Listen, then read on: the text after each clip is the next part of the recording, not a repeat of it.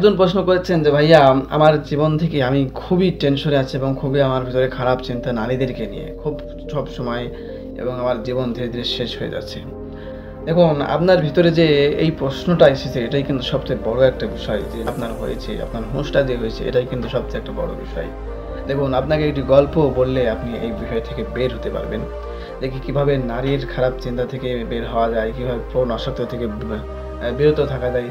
এই সমস্ত চিন্তা থেকে কিভাবে আপনি বের হবেন এই গল্পটা মনোযোগ দিয়ে শুনলে অবশ্যই আপনার জীবনে কিন্তু এই বদলাওটা আসতে পারে। তো শুরু করা যাক।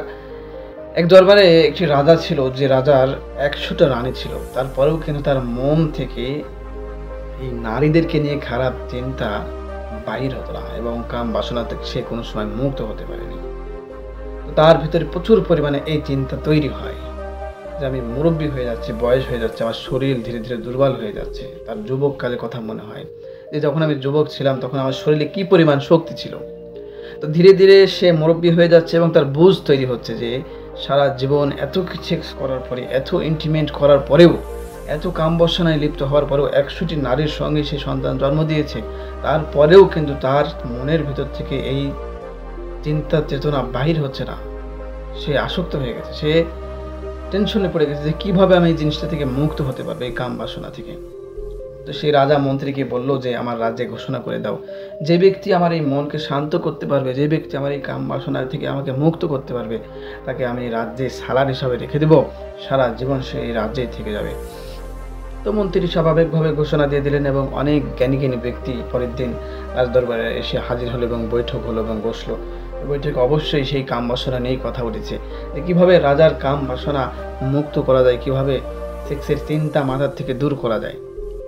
তখন রাজা সাহেব প্রশ্ন করলেন, তো অনেক জ্ঞানী জ্ঞানী ব্যক্তিরা তারা হাজারো জ্ঞানের কথা বলছে কিতাব থেকে, তারা একে অপরে তর্ক করছে, না এটা হবে না, এটা হবে না। তো রাজা সাহেব বলছে যে তোমাদের সমস্ত কথা কিন্তু আমার শোনা, আমি ছোটোবেলা থেকে এই সমস্ত কথা শুনে এসেছি। এই সমস্ত কথা আমার মনে কোনো রকম পরিবর্তন আনতে পারেনি এবং আনছেও না। এমন কিছু কথা বলো যে কথা বলার কারণে আমার মনটা পরিবর্তন হবে এবং এই খারাপ চিন্তা থেকে আমি বিরত থাকতে পারবো, এমন কিছু কথা। তো সকলেই চুপ করে গেল। এমন সময় আরেকজন জ্ঞানী ব্যক্তি সে রাজদরবারে হাজির হলো এবং তার সঙ্গে 2টা নারী নিয়ে সে এই রাজদরবারে হাজির হয়েছে। প্রথমত রাজদরবারে দেরিতে আসার জন্য রাজার কাছে সে মাপ চাইলো যে রাজা সাহেব আমার আসতে দেরি হয়ে গেছে। তো সেখানে যে আরও জ্ঞানী ব্যক্তিরা ছিল তারা বলছে যে তুমি আবার কি জ্ঞানের কথা বলবে, তোমার সঙ্গেই তো 2টা নারী নিয়ে তুমি হাজির হয়েছো, তুমি তো নিজেই কাম বাসনায় লিপ্ত হয়ে আছো, তুমি তো নিজেই এখনো মুক্ত হতে পারোনি। তখন সেই জ্ঞানী ব্যক্তিটি বলছে যে তোমরা কিভাবে বুঝলে যে আমি কাম বাসনায় লিপ্ত হয়ে আছি, আমার মনের ভিতরে এখনো আমি শান্ত হতে পারিনি। তখন বলছে যে তুমি তো নিজেই 2টা নারী নিয়ে হাজির হয়েছো। তখন সেই জ্ঞানী ব্যক্তিটি বলছে যে তোমাদের ধারণা ভুল, আমি যে 2টা নারী সঙ্গে নিয়ে হাজির হয়েছি সেই 2টা নারী আমার আপন বোন এবং তারা দুজনেই এই কাম বাসনা সম্পর্কে যথেষ্ট পরিমাণ জ্ঞান রাখে এবং তাদের মনও এই সমস্ত সম্পর্কে শান্ত। তখন সেই জ্ঞানী ব্যক্তিটি বলছে যে আপনারা সবাই যে ধারণাটা, যে চিন্তা আপনাদের ব্রেনের ভিতরে এসেছে আমাকে দেখে, আমার বোনদেরকে দেখে, আপনারা না বিচার করেই আপনারা যে কথাটা বলেছেন, তো আপনাদের ব্রেনের ভিতরেই যদি এরকম খারাপ চিন্তা চেতনা আগেই এসে বসে থাকে, তাহলে আপনারা কিভাবে রাজার ব্রেন থেকে, রাজার মন থেকে এই খারাপ চিন্তা চেতনা দূর করতে পারেন। এইসব কথা শুনে রাজা তার কথার উপর রস এসে গেল, তার কথার উপর মনোযোগ দিলেন এবং রাজা সাহেব বললেন যে হয়তো এই ব্যক্তিটি একটু বেশি জ্ঞানী এবং সে জানে। তখন রাজা সাহেব সেই ব্যক্তিকে প্রশ্ন করলেন যে এই কাম বাসনা থেকে কেন আমাকে মুক্ত হতে হবে, শান্তির জিনিস কাম বাসনা করে দুনিয়া থেকে চলে গেলে কি কোনো অসুবিধা আছে? তখন সেই জ্ঞানী ব্যক্তিটি বলছে, রাজা সাহেব আমি আপনাকে একটা প্রশ্ন করি যে একটা গাছ বেশি শক্তিশালী না গাছের বীজ?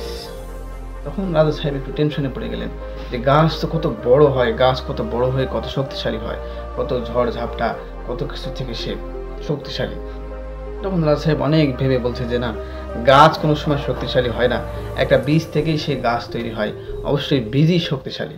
তখন সেই জ্ঞানী ব্যক্তিটি বলছে ঠিক এইরকমভাবেই আমাদের শরীরেও যে বীজটা আছে সেই বীজটাই বেশি শক্তিশালী আমাদের শরীরের জন্য, আমাদের শরীরের জন্য এই বীজটাই বেশি শক্তিশালী এবং এই বীজটাই আমাদের শরীরকে অলসতা থেকে বাঁচায় এবং আমাদের শরীরকে রোগ থেকে মুক্ত রাখে এবং আমাদের শরীরকে শক্তি দেয়। এই বীজের ক্ষমতাই কিন্তু আমাদের শরীরে সবচেয়ে বেশি এবং এই বীজটা তৈরি হওয়ার প্রসেসিংই কিন্তু অনেক কঠিন। 7-8টা প্রসেসিং হওয়ার পরেই তারপরে কিন্তু আমাদের শরীরে এই বীজটা তৈরি হয়। তখন রাজা সাহেবের এই প্রথম প্রশ্নের উত্তর পেয়ে গেলেন এবং দ্বিতীয় প্রশ্ন করলেন, ঠিক আছে, তাহলে আমি এই খারাপ চিন্তা থেকে, কাম বাসনা থেকে কিভাবে মুক্ত হব? তখন রাজা সাহেবকে বললেন যে, রাজা সাহেব, এই বিষয়ে জানতে হলে আপনাকে আগে সর্বপ্রথম একটা জিনিস মানতে হবে, সেটা হচ্ছে যে কোনো একটি কুয়ার পানি আপনাকে পান করতে হবে। আপনি যদি 1000 কুয়ার পানি পান করেন, আপনার ভিতরে যদি 1000 কুয়ার পানিও আপনি পান করেন, তারপরেও কিন্তু দেখবেন যে আপনার পানির পিপাসা কিন্তু মিটবে না। এজন্য যে কোনো একটি কুয়ার পানি পান করার চেষ্টা করতে হবে সর্বপ্রথম। রাজা সাহেবকে বলছেন, দেখেন, আপনি কিন্তু 100টা নারীকে বিয়ে করেছেন, তারপরেও কিন্তু আপনার মনের ভিতর থেকে এই চিন্তা দূর হয়নি। তারপরেও কিন্তু আপনার এই কাম বাসনা আপনার ভিতরে ঘর বেঁধে বসে আছে। আপনি এখন মুরব্বী হয়ে গেছেন, তার জন্যই কিন্তু আপনার মনের ভিতরে এই প্রশ্ন জেগেছে। তো যাই হোক, সর্বপ্রথম আপনি এই বিষয়টা মানবেন যে কোনো একটি কুয়ার পানি পান করার চেষ্টা করবেন। দ্বিতীয়ত, আপনার ব্রেন থেকে এই চিন্তা চেতনা, আপনার মন থেকে, আপনার মনকে শান্ত করতে হলে আপনার ব্রেন থেকে সর্বপ্রথম এই চিন্তা চেতনাকে আগে দূর করতে হবে। সেজন্য আমি আপনাকে একটি গল্প বলি। আমারই 2টা ছাত্র আমার পাঠশালায় আসার সময় মাঝখানে একটা নদী বাঁধে, মানে নদী পার হতে হয়। তো বলতেছে যে 2টা ছাত্রের পার্থক্য কতখানি আপনি একটু শুনলে বুঝতে পারবেন। তখন বলতেছে যে আমার 2টা ছাত্র যখন নদী পার হবে সেই সময় ওখানে একজন মহিলা বসে আছে। তো সে বলছে যে, তোমরা কি আমাকে পার করে দিতে পারবে? তার একজন ছাত্র বলছে যে, না, আমরা নারীদের থেকে দূরে থাকি, আমরা নারীদেরকে কোনো সময় আমাদের কাছে আসতেও দিই না, নারীদের চিন্তা চেতনাও আমাদের ব্রেনের ভিতরে আসে না, আমি আপনাদেরকে পার করতে পারবো না। কিন্তু ওখানে আরেকজন ছাত্র ছিল, 2জন ছাত্র। আরেকজন ছাত্র বলছে যে, না, কোনো সমস্যা নাই, আমি আপনাকে নদী পার করে দেবো। তো সেই ছাত্র বলছে যে, না, তুমি একজন নারীকে কিভাবে পার করে দেবে? তুমি কি নারীকে কেন স্পর্শ করবে? তো বলছে, কোনো সমস্যা নেই। সেই ছাত্রটি তাকে ঘাড়ে তুলে নিল এবং নদী পার করে সেখানে নামিয়ে দিল। তো পথ চলার পথে যখন সে পাঠশালায় পৌঁছে গেছে, এমন সময় যে ছাত্র সেই নারীকে পার করতে চাইছিল না, সে বলছে যে, আমি আজকে উস্তাদকে নালিশ করব এবং বিচার দিব যে তুমি একজন নারীকে স্পর্শ করেছো এবং নারীকে নদী পার করে দিয়েছো। তখন সেই ছাত্রকে বলছে যে, আমি যে নারীকে নদী পার করে দিয়ে এসেছি, সেই নারীকে তো আমি সেই সমুদ্রের পাড়েই রেখে এসেছি, কিন্তু তুমি তো এখন পর্যন্ত তাকে কাঁধে নিয়ে ঘুরে বেড়াচ্ছ। তখন সেই ছাত্র অবাক হয়ে গেলেন, কি ব্যাপার, কিভাবে আমি কাঁধে নিয়ে ঘুরে বেড়াচ্ছি? তখন সেই ছাত্র বলছে যে, আমি তাকে নামিয়ে দিয়েছি সেই সমুদ্রের পাড়েই, কিন্তু তোমার চিন্তা চেতনা এখন পর্যন্ত সেই নারীকে নিয়েই তুমি বসে আছো। যখন আমি সেই সমুদ্রের পাড়ে সেই নারীকে নামিয়ে দিয়েছি, আমার চিন্তা চেতনা সব কিছু আমি সেখানে শেষ করে দিয়ে এসেছি, কিন্তু তোমার চিন্তা চেতনা এখন পর্যন্ত বয়ে চলে আসছে এবং পাঠশালা পর্যন্ত চলে আসছে। তার মানে সেই নারীর বোঝা আমার কাঁধে নেই, সেই নারীর বোঝা কিন্তু তোমার কাঁধেই। তো এই গল্পটা দ্বারা এটাই বোঝাতে চেয়েছে যে আমরা সর্বপ্রথম খারাপ কাজ থেকে বিরত থাকতে হলে এই সমস্ত নারীর চিন্তা থেকে আমাদেরকে সর্বপ্রথম বিরত থাকার চেষ্টা করতে হবে। তখন রাজা সাহেব বলছে যে, কিভাবে এইসব নারীর চিন্তা থেকে বিরত থাকা যায়? তখন রাজা সাহেবকে বলছে, দেখুন, আমাদের মন কিন্তু খুবই শিয়ানা একটা জিনিস। আমাদের মন সবসময় সুখ খোঁজে, আমাদের মন সবসময় শান্তি খোঁজে, আমাদের শরীরের এবং আমাদের নিজেদের। তখন বলছে যে, এই মনকে আপনাকে বোঝাতে হবে যে কোনটা ভালো জিনিস এবং কোনটা খারাপ জিনিস, কোনটা আপনার জন্য ভালো হবে এবং কোনটা আপনার জন্য খারাপ হবে। এই জিনিসটা আপনাকে মনকে বোঝাতে হবে। আর এই মনকে বোঝাতে হলে আপনি যে কাজটা করবেন, যখন আপনি কাম বাসনায় লিপ্ত হবেন, সেই কাম বাসনায় লিপ্ত হওয়ার সময় সম্পূর্ণ হুঁশপূর্বক আপনি কাজে লিপ্ত হবেন। বলছে, হুঁশপূর্বক কীভাবে কাজ করা যায়? বলছেন, দেখেন, আমরা যখন নামাজে দাঁড়াই, সে নামাজে দাঁড়িয়ে নামাজে কিন্তু আমাদের হুঁশ থাকে না। নামাজে যখন আমরা দাঁড়াই, নামাজের সম্পূর্ণরূপে হুঁশ রাখা দরকার এবং এটাই নিয়ম, এটাই বিধান। কিন্তু নামাজের সম্পূর্ণরূপে হুঁশ কিন্তু আমাদের থাকে না, আমাদের মন কিন্তু ছোটাছুটি করে। এজন্য প্রতিটা কাজ হুঁশপূর্বক করলে তবেই কিন্তু সেই কাজটা সম্পূর্ণ হয়। আপনি যখন খাবার খাবেন, খাবার খাওয়ার সময় যদি আপনার চিন্তা চেতনা অন্য জায়গায় থাকে, আপনার শরীর এখানে আছে কিন্তু আপনার মন আরেক জায়গায় আছে, তো সেই খাবারটাও কিন্তু আমাদের শরীরের জন্য ভালো কাজে লাগে না। সম্পূর্ণরূপে যখন আপনি খাবার খাবেন, সেই খাবারটাও কিন্তু আপনার শরীরের জন্য উপকারে আসবে। আপনার চিন্তা চেতনা সম্পূর্ণভাবে খাবার মাখাচ্ছেন, কীভাবে খাবার খাচ্ছেন, কখন পানি খাচ্ছেন, কতটুকু খাবার মাখাচ্ছেন, সম্পূর্ণরূপে ধ্যান দিয়ে যখন আপনি খাবারটি খাবেন এবং সম্পূর্ণরূপে ইবাদত বন্দিকে যে নামাজটা আমরা পড়ি, সেই নামাজের সময় যদি সম্পূর্ণরূপে ধ্যানরূপে আমরা যে নামাজটা পড়ি, এটাকেই বলা হয় হুঁশপূর্বক কাজ করা। যে কাজটি করছেন সেই কাজের উপর হুঁশ রাখা। সোজা ভাষায় আপনি যে কোনো কাজ করছেন অথবা গাড়ি চালাচ্ছেন, দেখেন যাদের গাড়ি কিন্তু অ্যাক্সিডেন্ট হয় তাদেরকে প্রশ্ন করে দেখবেন যে অ্যাক্সিডেন্ট হওয়ার পিছনে রিজনটা কী। তিনি অবশ্যই আপনাকে বলবেন যে আমি যখন গাড়ি চালাচ্ছিলাম তখন আমাদের ব্রেনের ভিতর টেনশন থাকে, অথবা রাস্তায় চলার সময় অন্য মনস্ক হওয়ার কারণেই, সামান্য ভুলের কারণেই কিন্তু অ্যাক্সিডেন্টটা হয়ে যায়। ফলে সম্পূর্ণরূপে যদি সে গাড়ি চালাতো এবং গাড়ির উপর ধ্যান থাকতো, হুঁশ থাকতো, তাহলে হয়তো তার অ্যাক্সিডেন্ট নাও হতে পারতো। এজন্য আমরা যে কাজটা করি সেই কাজের উপর কিন্তু আমাদের হুঁশ থাকে না, মানে আমাদের শরীর এক জায়গায় থাকে এবং আমাদের চিন্তা চেতনা আরেক জায়গায় থাকে। এটাকেই এক জায়গায় করাকেই বলা হয় হুঁশ। আপনি যে কাজ করছেন, আমি যে এখন ভিডিও বানাচ্ছি, এই সম্পূর্ণ ভিডিও বানানোর উপর আমার হুঁশ। যদি আমার এই হুঁশ অন্য জায়গায় থাকে তাহলে কিন্তু আমি ভিডিওটা বানাতে পারবো না। ভিডিওটা বানানোর সময় সম্পূর্ণ ভিডিওটা আমি কীভাবে প্রসেসিং করবো, কীভাবে বানাবো, কীভাবে কথা বলছি, এই সমস্ত কথার উপর কিন্তু আমার হুঁশ রয়েছে। এজন্য আপনি যখন ইন্টিমেট করবেন, কাম বাসনায় লিপ্ত হবেন, আপনার স্ত্রীর কাছে যখন আপনি যাবেন, সম্পূর্ণ হুঁশপূর্বক যাবেন এবং আপনার মনকে প্রশ্ন করবেন যে এই কাজটা করে আপনি কি শান্ত হচ্ছেন বা কি লাভ হচ্ছে। যখন আপনার মন এই জিনিসটা ধীরে ধীরে বুঝতে পারবে যে এই কাজে লিপ্ত হওয়ার পরে আমি সর্বোচ্চ 20 মিনিট, 30 মিনিট, 1 ঘন্টা যাই হোক যে প্রশান্তিটা পাচ্ছি, সেটা সামান্য সময়ের কারণে, কিন্তু সামান্য সময়ের প্রশান্তি হওয়ার কারণে কিন্তু আমার শরীরে 24 ঘন্টা বা 2 দিন 3 দিন যাবৎ পর্যন্ত আমার শরীরে রোগ তৈরি হচ্ছে, আমার শরীরে অলসতা তৈরি হচ্ছে, আমার শরীরে রাগ তৈরি হচ্ছে। সেক্স করার পরেই কিন্তু আমাদের শরীরে সবচেয়ে বড় পরিমাণে রাগ তৈরি হয়। আপনি খেয়াল করে দেখবেন, যেদিন ইন্টিমেট করবেন তার পরের দিন আপনার শরীরে এবং মস্তিষ্কে অলসতা তৈরি হয়। আর অলসতা যখনই আপনার শরীরে তৈরি হবে, আপনার কোনো কাজ ভালো লাগবে না। আর যখনই কোনো কাজ ভালো লাগবে না, তখন মস্তিষ্ক রাগ তৈরি করে। কোনো মানুষের কথা আপনার ভালো লাগবে না, কোনো কাজও কিন্তু আপনার ভালো লাগবে না। যখন এগুলো হুঁশপূর্বক আপনি করবেন এবং আপনি দেখতে পাবেন যে আসলেই তো এই কাজ করার পরে আমার শরীর দুর্বল হয়ে যায় এবং এই কাজ করার পরে আমার শরীরে অলসতা তৈরি হয়, এই কাজ করার পরে আমার শরীরে রোগ তৈরি হয়, এই কাজ করার পরে আমার শরীরে রাগ তৈরি হয়। যখনই আপনি হুঁশপূর্বক এই জিনিসগুলো দেখতে পারবেন, তখন আপনার মন এই জিনিসগুলো ধীরে ধীরে নিতে থাকবে এবং তার বুঝ তৈরি হবে। তখন সে ধীরে ধীরে এই চিন্তা চেতনা বাদ দিতে চাইবে। কেন? কারণ সে ভালোটাই সবসময় বেছে নেবে। মন সবসময় কিন্তু ভালোটাই বেছে নেয়। মন সবসময় যে জিনিসটা আমাদের জন্য ভালো হবে, শান্তিদায়ক হবে, সেই জিনিসটাই কিন্তু আমাদের মন বেছে নেয়।